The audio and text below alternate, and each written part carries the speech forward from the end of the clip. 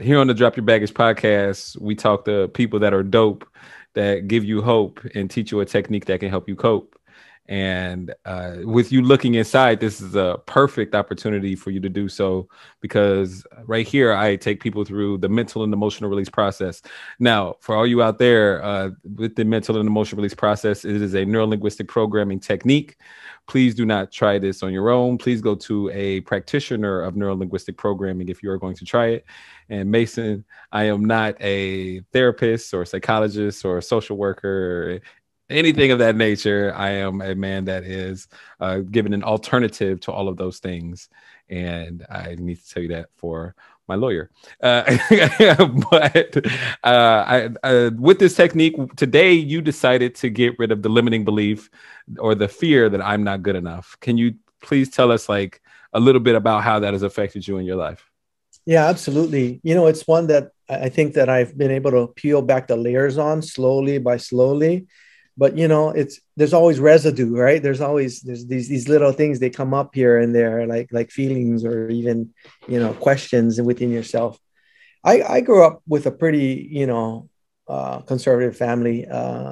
We were never wealthy, and in fact, I grew up in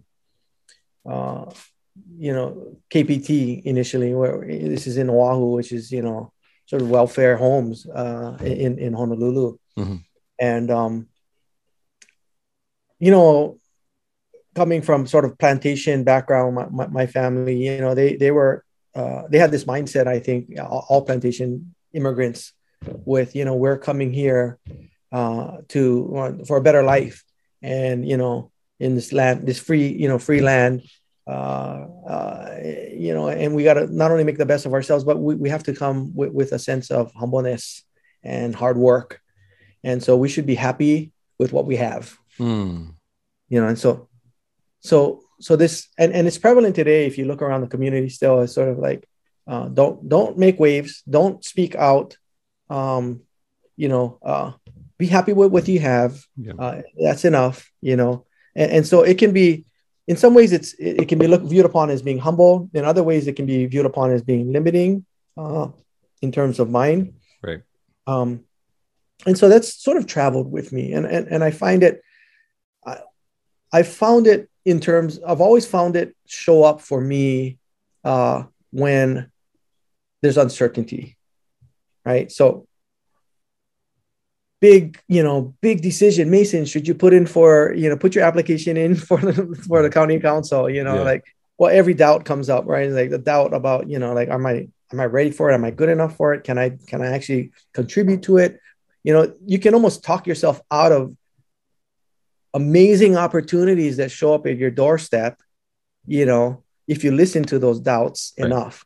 Right. And that certainly, comes true every time there's a new opening, or, as I said, I kind of embrace the struggle. So if I see struggle, I'm actually looking for it, but that doesn't mean it's not there for me. I still am afraid of it, and so, I mean, case in point, it happened when I left Leadership Kauai the first time, right? I was in a cushy job, great paid nonprofit. I left because there was something within me, a passion within me that said, Mason, if you really want to create systemic change, you got to do more than just, 40 people a year. You got to try and connect with the whole community. And so I left the job, but, I was afraid of not being able to drive income, right?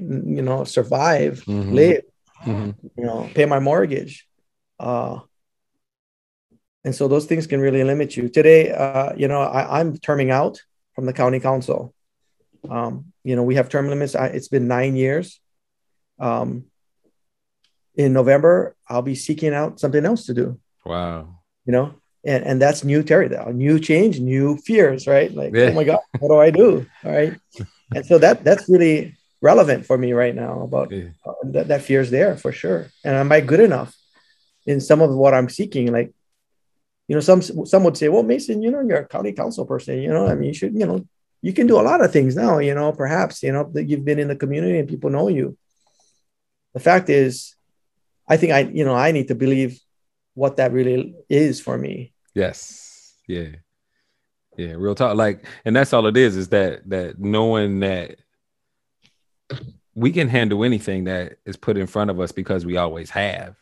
The evidence is always there.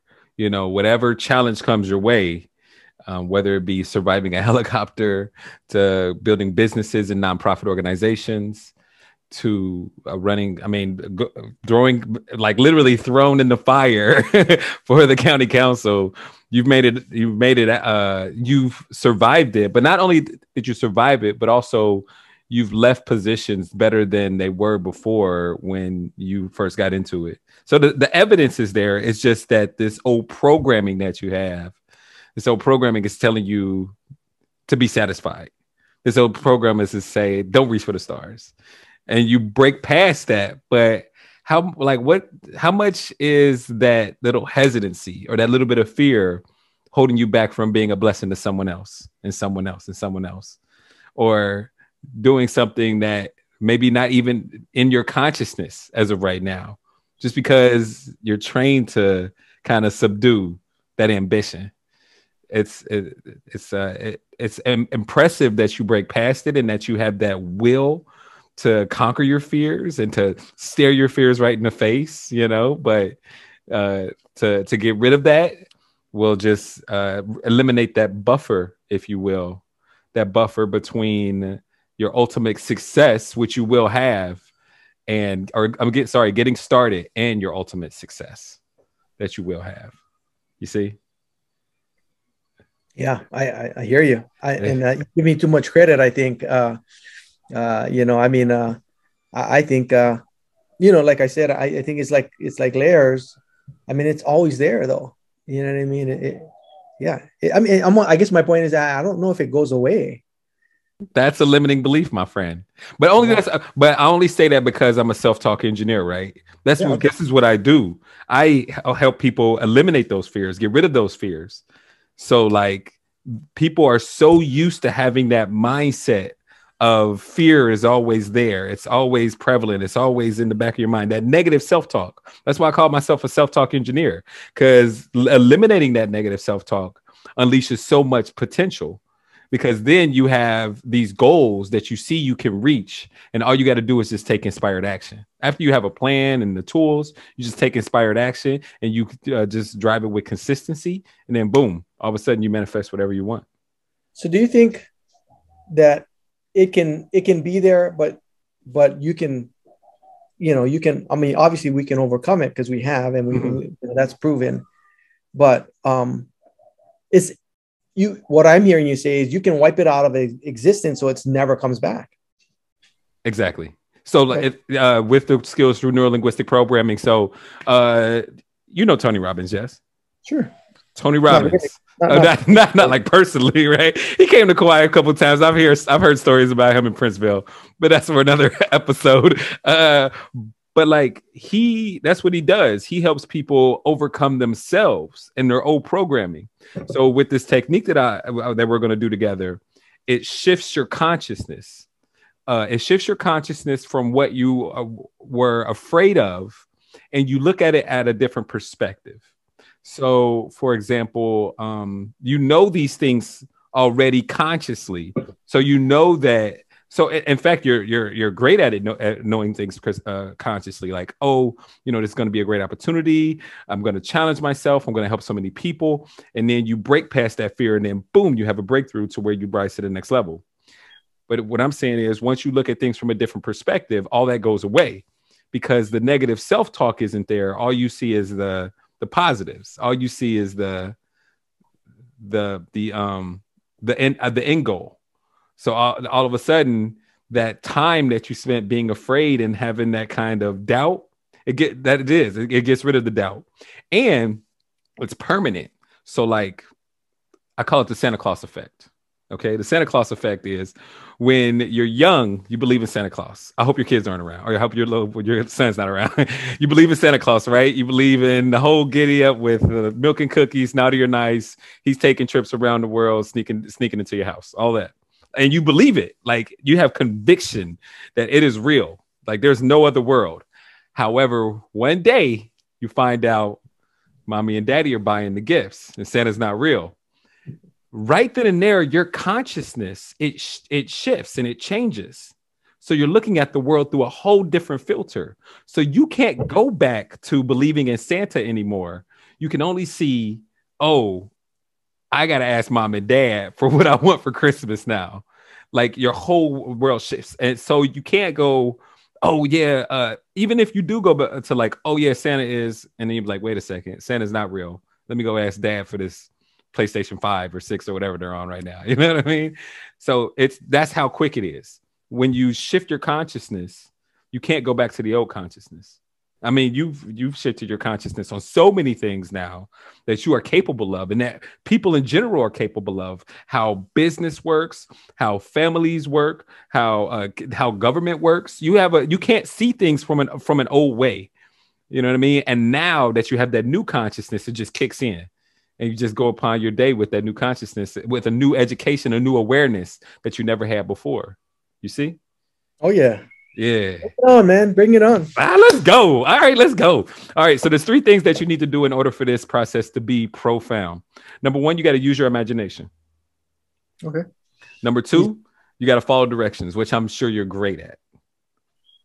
I'll do my best. This is very important. Follow directions. It's like a recipe, or it's like Google Maps. Follow directions.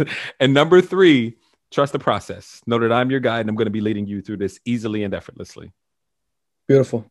Awesome. Now we have to create your timeline. With your imaginary timeline, your past can be to your left, to your right, or behind you. If you were to know, where's your past? To your left, to your right, or behind you?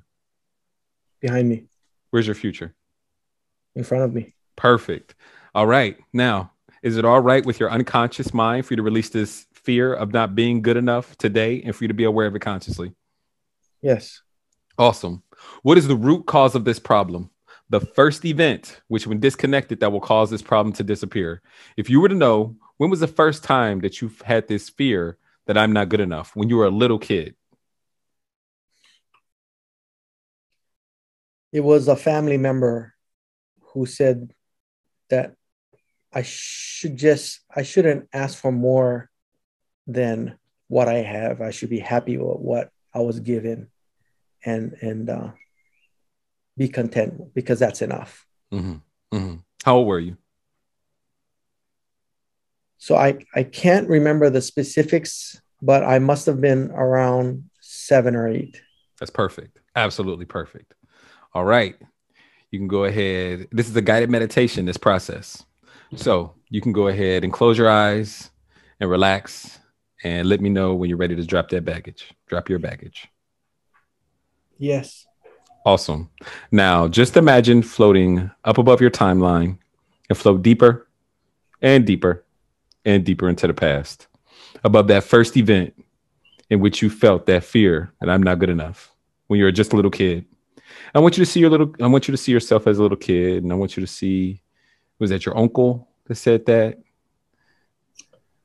I think it was multiple people. Okay. See all of them. I want you to see everyone in that room. I want you to see the whole event as it was. Let me know when you are above that event.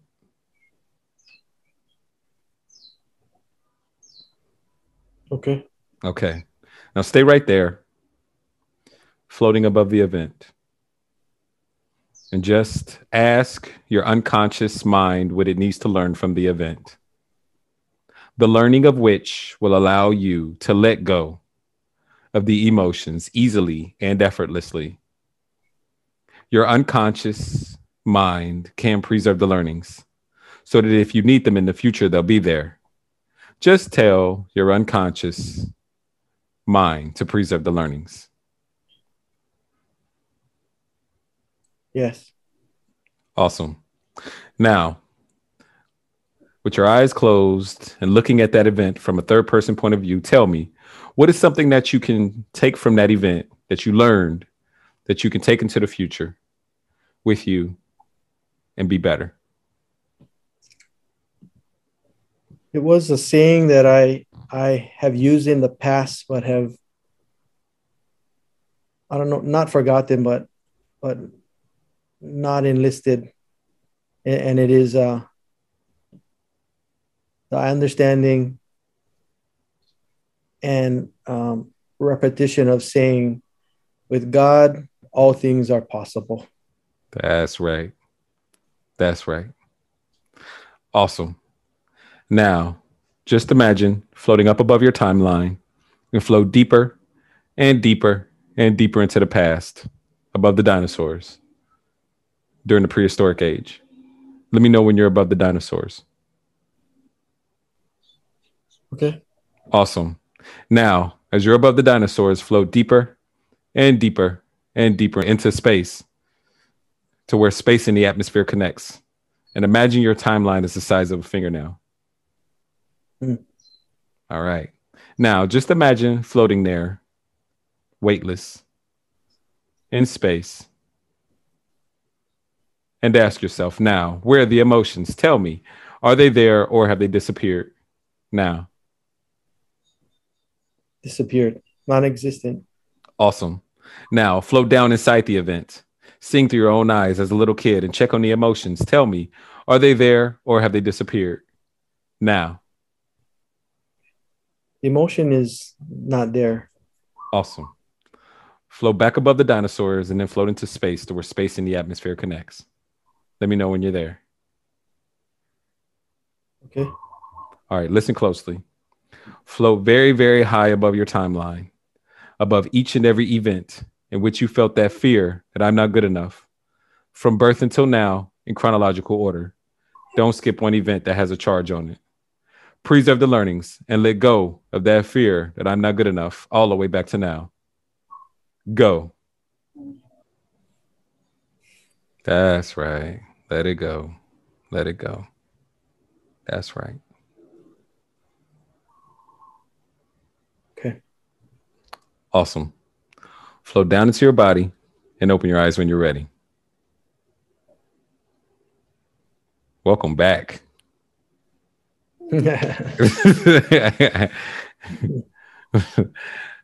How was that? How you feel? Good. Clearer.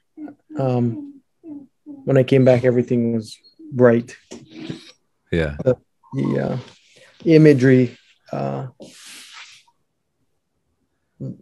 lots of imagery. Yeah.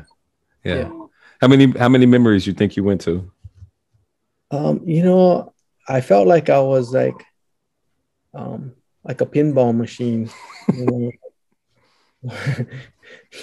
hitting upon these points in my life.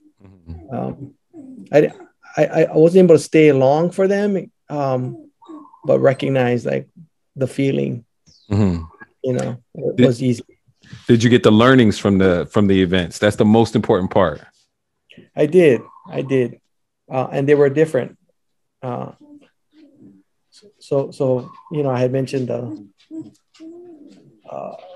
the belief part, right? That all things are possible. Yeah. But I think it even moved. Hold on a second. Go for it. I'll pop once out. No, you're good. I think it really started to include sort of my interaction with others in how much I take on of others.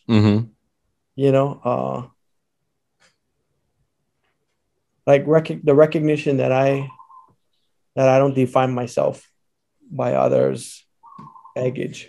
Yes. Or what they have to offer. And that really, I think, was liberating in the sense of, just created lightness and space for me to be more of who I am. Yeah. Because it can get caught up in it often. Yeah. Easily. People can project their limiting beliefs upon you all day, all night. Like, like the worst place for it is definitely Facebook, projecting limiting beliefs and, this, that, and the other instead of possibilities a lot of the times. So let's test it out. Do you smell bacon? No. Okay. Wanted to get your mind off of the meditation. So, can you remember a time in the past in which you used to feel that old emotion? And go back and notice if you can feel it, or you may find that you cannot.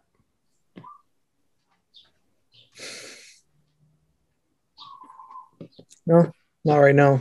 Okay. Okay. Get used to it. Okay. Now I want you to go to imagine going out into the future to an unspecified time in the future in which if the same thing would have happened in the past, you would have felt that fear that I'm not good enough. But it's the future now.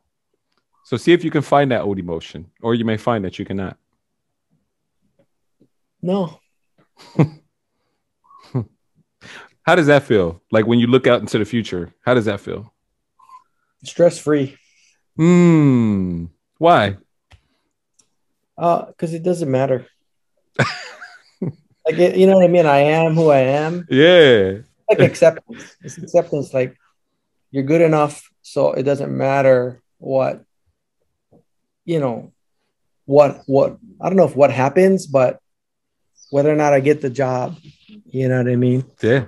or I'm good enough in order to even apply for the job because what I have to offer is enough.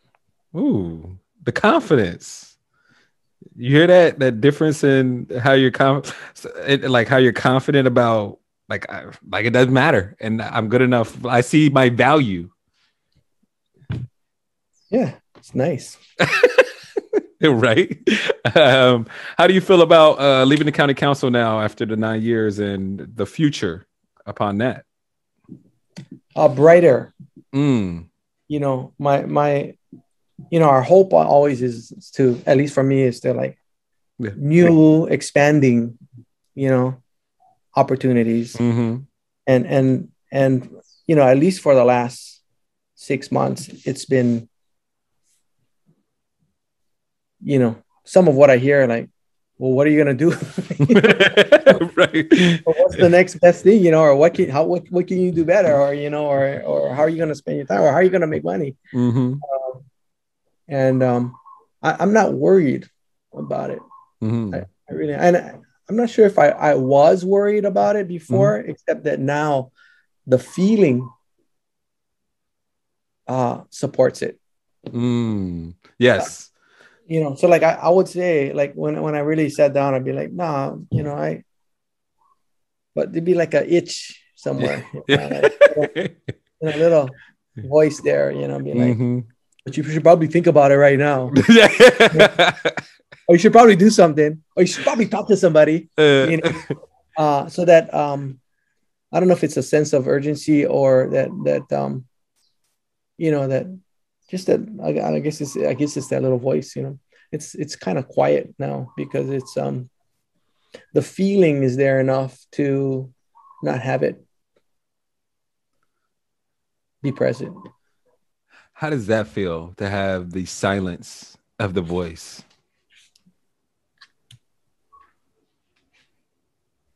Liberating, Mm. relaxing. Mm. Yeah, I do think it's less stress.